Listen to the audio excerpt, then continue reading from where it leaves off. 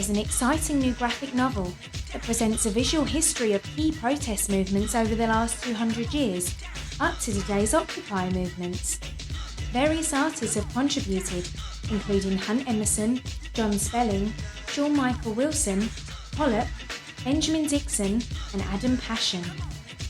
But now over to Benjamin and Sean to tell us more about their vision of the book. Sean and I had been talking on Skype on a pretty regular basis for about a year when Sean came to me with the idea for Fight the Power.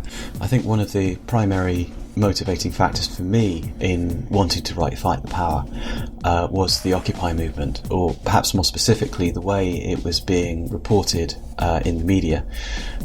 I was basically getting very, very frustrated with the way it was being talked about, as if the media was entirely unaware that there had ever been any protest movement in history before. And I was just generally getting a bit annoyed because so much of our history has been shaped by protest movements.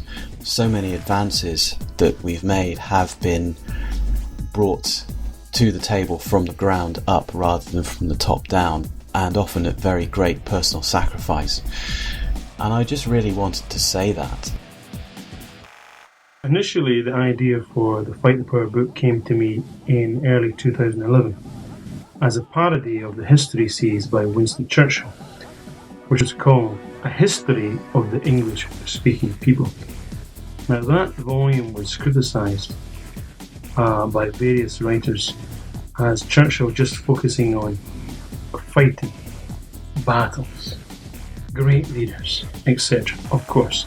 So the idea occurred to me, well, perhaps it could be interesting to do a book focused on the people's struggle against oppressive powers.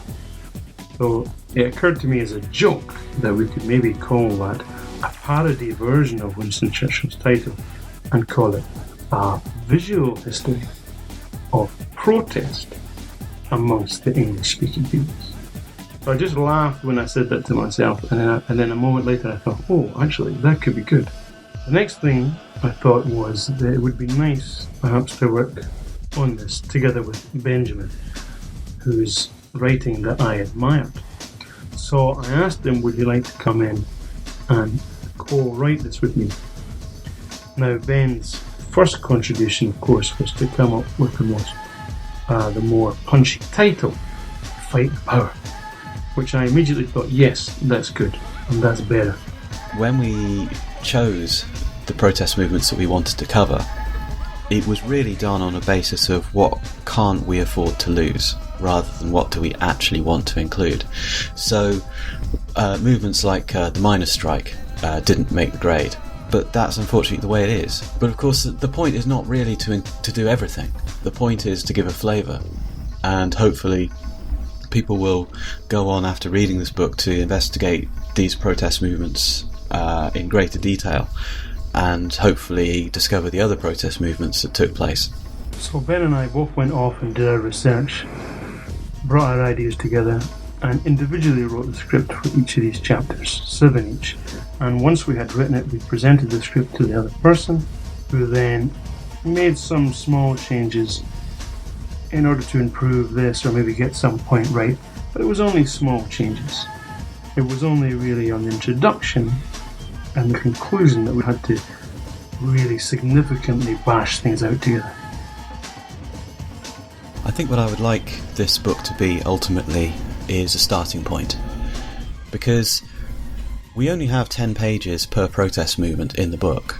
Now, we could easily have filled an entire graphic novel, 150 pages, on any of these protest movements. So really what we're presenting is a flavour. We're presenting the basic facts of what happened in each of these protest movements in order to give you an overall view of protest movements throughout history, where they compare what was successful, what wasn't, and hopefully you can take those elements and then carry them forward into movements that may occur in the future. The last thing to say, perhaps, is that while researching and writing this book, we've both learned a lot about the various historical periods covered and the ongoing struggle against inequality, exploitation, and abusive economic systems. It's a great thing to be able to combine your love of comic books with a chance to learn yourself about these various things and then to express that in your chosen art form. So I'm very happy that we've managed to put this book together. There comes a time when enough is enough. Afro-Caribbeans, Asians, together it's tough. Our defense is on attack, minds are made up, bodies are fighting back. Self-defense is no offense already. Ready for a collision with the opposition, it won't be a suicide mission.